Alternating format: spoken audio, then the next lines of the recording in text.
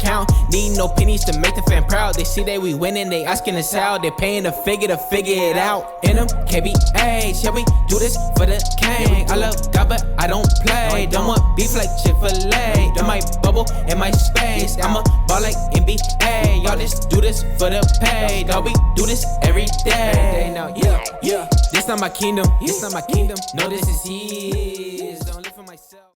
What's good, NMKBH Nation? Man, thank you guys for tuning in to another episode of the Not My Kingdom But His podcast, where we get a guest to come on here and tell his story of how he came to love Christ and know Christ's love. Today, we have a very special guest because he's my twin. You know, it's my brother, Brady Casper. Brady, I wanted to say, first off, thank you for coming on the show. We really appreciate you. How about you start off just by telling NMKBH Nation a little bit about yourself? You should know him, and you should really remember him because he's had some of our most powerful NMKBH talks. So we really appreciate this guest. Anytime he can come on, we love it. So thank you, brother, and tell the podcast people, because this is the first time you've been on the podcast, I believe. So just let us know who you are and just a little bit about yourself before we really dive in. Okay. D, I just want to thank you for even letting me on the podcast. And can I just give a shout out to the background of, I'm so sorry. First thing you need to know about me, I love Jesus. Second thing, I am not technologically savvy at all. So forgive me that I cannot make that my background on the easy Zoom call. Oh, you're good. You know, we love that deer back here. We love it in the corner. It brings the right type of personality that we need on the Not My Kingdom But His podcast. Yes. Well, hello. Yeah, if you guys aren't familiar, my name is Brady Casper. I'm a student, a senior at the University of Kentucky.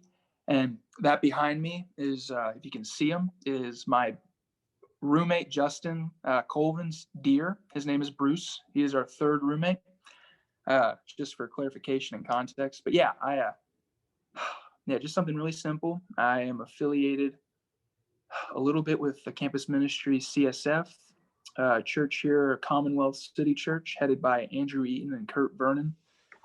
And yeah, I just fell in love with the Lord in college. I think the University of Kentucky has a bunch of special ministries.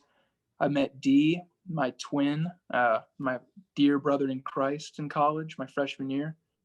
And yeah, I just, my aspirations that might want to mention, and I'm glad this question was asked during Christmas also with my aunts, because they're always angsty about my career aspirations after college. I'm planning on going to Southern Seminary in Louisville, where I'll be getting a master's in divinity, or MDiv, as a lot of people call it. And that's my goal. I'd like to either go in the missions field or be a full-time senior pastor here in America. Yeah, make an impact for the kingdom, man. That's an amazing thing. You know, we love it here. Not my kingdom, but his. We're all just trying to build Christ's kingdom one day at a time.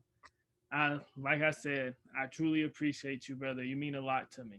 Let's dive into the question that NMKBH Nation loves to hear about. At what moment did you feel God's love and you accept God's love? And what's been that? What was that point like in your life? Do you want the? Okay. Do you want a little bit of context? Yeah, for sure. Okay, just making sure. I grew up in a Christian household. I played Upward, where I was terrible at basketball, and my dad was the coach. And if you're familiar with Upward, they hand out 3 stars, I'm pretty sure: red, blue, and white. Red is offense, blue's defense, I'm pretty sure, and white's most Christ-like. And I got most Christ-like, not because I was morally good or even a follower of Jesus at that time. It's because I was terrible at basketball. And same thing with Awana. Like, I really didn't pay attention that much. And yeah, I grew up just going to church on Sundays, but really seeing it as a burden and seeing it more as not really a place to worship the Lord, but somewhere my parents wanted to go to teach me how to be a decent man after, I guess, God's own heart. But yeah, then eventually I'm a history nerd. Love history. And America is a very special thing where they have the History Channel on Channel 52 back home in Louisville. So I clicked in one day and I saw they had this series called The Bible. It was 2013. And I was watching it and I was just like, this isn't real. They're going through the stories of Genesis and Exodus and all the way through the Old Testament with the story of Samuel and David. And I was just like, there's no way. Like the parting of the Red Sea and even like the flood and all this stuff. I was just mesmerized. But then finally getting to Jesus, I'm like, wow, this guy's interesting. I wasn't saved at that moment. Like I didn't really fall in love with Christ or feel his love towards me. I was just like, this is something I really want to study more. I'm more interested in it. And that took me to going to Trinity High School in Louisville, which was an all-guy Catholic school. Totally different from how I grew up. Coming from North Oldham, if you guys are familiar with it, in Oldham County. But I went and only to find out that 80 to 90% of the people at my school I thought were going to love Jesus, but turns out not only were they not Catholic, they were agnostic. And I was just so deterred. And great guys, like when I say friendship, my experience there, but it was really deterrent. I was like, wow, like Christianity just seems different than how I perceived it with the classes I took and everything. Mm-hmm. And I got exposed through Southeast Christian, which is fourth largest church in America, a little bit through their high school program called Bible and Beach, where they got to go down to Panama. That's the first time I heard oceans. That's a heart tugger right there, man. That song right there. Yeah. But moving past like that was, I saw a lot of people in love with Jesus, which was something that I wasn't familiar with growing up as much. I saw people my age in love with Jesus, and I thought, wow, it struck me. Didn't have a lasting effect, but it struck me. Finally, I graduate high school. I'm going to college. My May 1st, which is the last day to apply for either, or finally decide, was between Indiana and Kentucky. I made a pro-con list. It was 14 categories. And my mom, after seeing I tied, said, you're going to Kentucky. I was like, awesome. Best decision I never made. Went, but I remember just not really asking the Lord, but just the universe at that time. God, I really want to join a fraternity. All my friends are joining fraternities. I feel like this is the best use of my time, how I can become like still popular, or at least like retain my friends and possibly find my future wife. Well, God heard that prayer and he answered it to show a lot. What I was dreaming of and what I wanted was not what I wanted, apparently. Right. I joined UK August of 2017 with the aspirations to go into poli-sci and eventually go into politics, which D, I think you're trying to get into now. Yeah. And I thought I had life figured out. So every 18-year-old boy / man is in the same boat. Then I got to rush week, standard stuff. Loved most of the guys I've known from high school to middle school, but at this point, due to me being a little bit of Irish and all of that being in my liver, with the history of alcoholism in my family, we couldn't. Unfortunately, I abstained from alcohol through high school just on the grounds that I was like really tempted. Family has struggles, but I felt peer pressure to the max of just like, wow, you're not drinking. And I was like, okay. And maybe I don't think that many people were throwing out that much hints, but I felt like I needed to fit in. So I started drinking a lot, and then eventually started blacking out a considerable amount, to the point where I was not accepted into a few fraternities that I wanted to get into, and that caused me to drink more. And the people I was looking up to eventually, which were all the guys my age, and people like Charlie Sheen from 2.5 Men, like just probably people I shouldn't have looked up to. But moving forward from that, I was pursuing a relationship where then I eventually found out that she was pursuing other relationships, and this how should I quote this? Open relationship is what she wanted to call it. So I was like, wow, I can have multiple relationships at the same time. You're speaking my dreams. Man. Yeah. I was like, wow, I didn't know that was possible. I thought that was just in the TV shows and the movies. The so old times.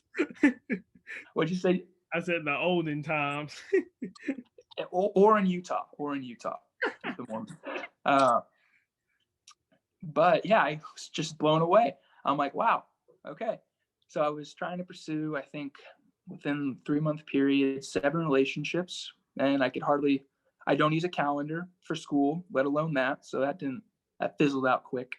But ultimately, a lot of stuff happened my first semester to make me see what I was looking towards wasn't going to be one everlasting, wasn't healthy, wasn't beneficial, and ultimately would destroy my life if I kept going down that path.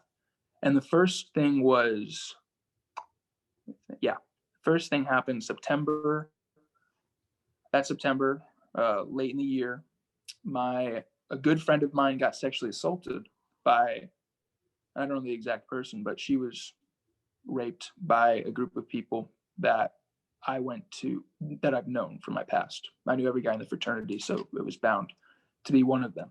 And I'm not saying this about all fraternities or even most, like basically this happens, but not by fraternities exclusively. It was just this group of guys. So I was baffled because I grew up with these guys, I've known them, and I was just really thinking, I'm like, wow, why in the world am I looking up to people that did this to my friend? Because she was in the hospital that night. She couldn't stand the sight of being with the man or even like the same room. And that made me start to contemplate my own life. And I was just like, wow, am I really diverging from what I planned, from what I was expecting of the world, or even in college and friend groups?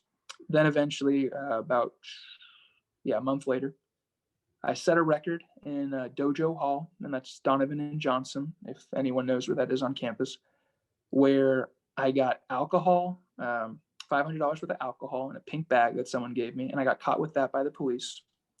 And then 12 hours later, a separate warning, I got caught with drugs. And the cop and the RA or RD, which is resident director, said, you set a record. But they made me call my parents, and they're just like, they're not pressing any charges. But my parents were like, Brady, you could have got kicked out of college. Like, what are you doing with your life? And I was like, wow, I could have, never really thought about that. So at this point, I have that, going even further back with my friend that got sexually assaulted. And then now, about a week later, I had a pregnancy scare with a woman that made me contemplate, oh my gosh, I could be a father in the midst of all of this. Like, I could hardly take care of myself. I'm not sober during some of my classes. Actually, still, most of my classes, even in tests. So I was just like, my life's slowly getting ruined more and more, and I can't have a kid in this. And that took me away from, really just my family. I started feeling more detached from them. My friend groups, I felt like I let them down. And this woman, she was just in deep depression after for 3 weeks. Yeah, I didn't see her for 3 weeks. She was just in bed day and night. Ultimately, coming to the point of, wow, like, if you have depression, you might experience this. But I was like, everything I touch is ruined. And I was like, wow, I don't think a single good thing came out of this year. And looking back on it, it's just the Lord showing me that everything I placed hope in was deferred. Then our birthday, wow, okay, I forget. Yeah, this applies. So November 29th, 2017, the same woman walked up and gave me a card. At this point, I was trying to pursue, I tried and planned to have 3 dates that day, and not with this woman. So she gave me a card, and this is the one I had a pregnancy scare with, written in crayon. It was cute, but last second also. She gave me a card saying, "You're the best person I ever knew." I'm like, what? It's like, I hope not. One, I'm trying to cheat on you the day of. An hour before, I was actively not pursuing you in a relationship and seeking somebody else. And yet you wrote me this card. Also, I got you. Like, I literally had a pregnancy scare with you to the point where you were in bed, depressed for a long period of time. Even during this time, she was. So that broke my heart. I really, I didn't know the Lord, didn't feel his love, but I did know the consequence of sin at that point. I was like, I am a sinner in need of a savior, not really looking towards anything particularly, but that was consuming me. Sin was just so active in my life, and I saw it. And like any rational person, I cut off everybody. I blocked everyone on social media that I knew at the time, cut off relations with the people for about a week. And that's including my family and my roommate, which if you look in my room in my freshman dorm, it's only a divider. I actively sought out not seeking my roommate because we were in the same room, which God bless him. That must have been really awkward. Man, he was thinking, what is he doing? Yeah. Oh yeah. He later found out, but yeah, he thought it was weird. Then one night near Kentucky Proud Stadium, which is the baseball field, if I'm remembering correctly, when it was still under construction, I remember praying, "Help." And the Lord answered 7 hours later with two cheerleaders named Taylor and Kennedy Bricky. They invited me to go to a ministry called CSF. And I was like, oh, this is cool. This is the first room I actually entered where there wasn't alcohol or people smoking. So that stuck out immediately. And yeah, from there, really didn't have a good friend group, lost most of my friends. And during Christmas break, pushed away my family even more. They asked, he's like, "Are you seeing anybody?" And I'm like, "Yes," with tears. And kept on pushing people away. Eventually getting called out for drinking too much by fraternities, or a specific friend of my fraternity. And I was like, wow, I drink too much for him. My life's screwed up. Whew.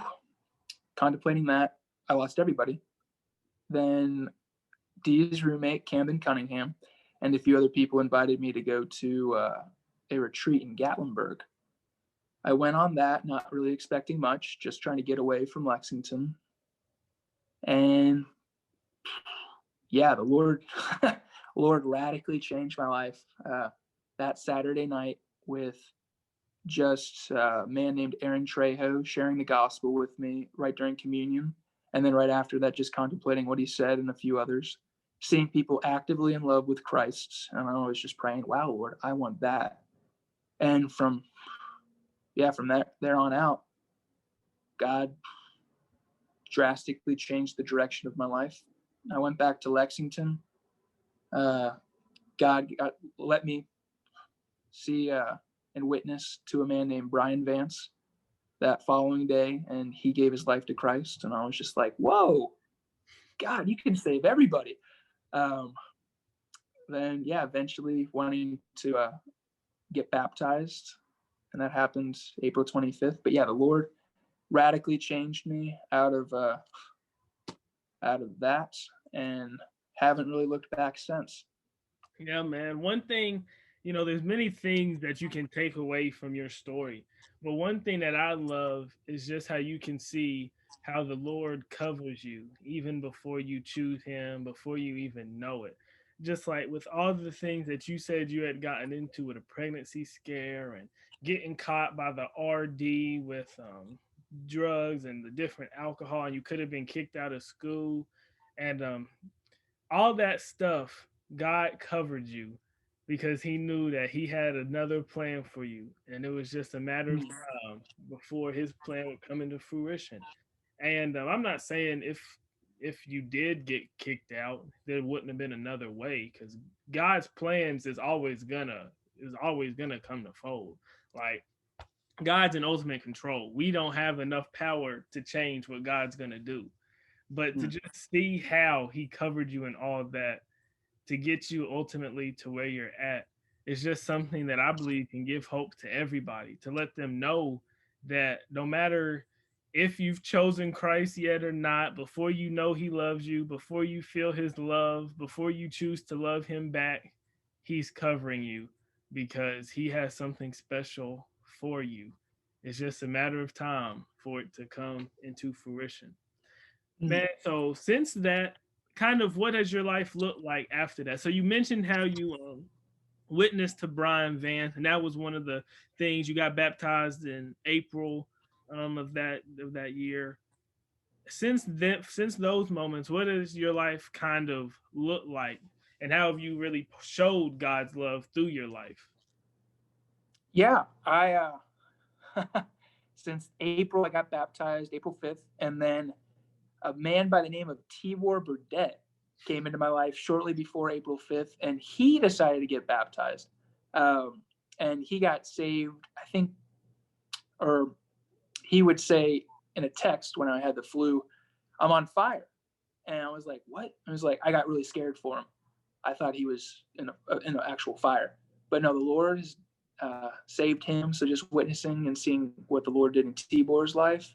Shortly after that, I was praying one day, and actually it was before that. It was the week before I got baptized. I was praying just about at this point wanted to go into ministry, and I was asking the Lord, like, no one's hiring.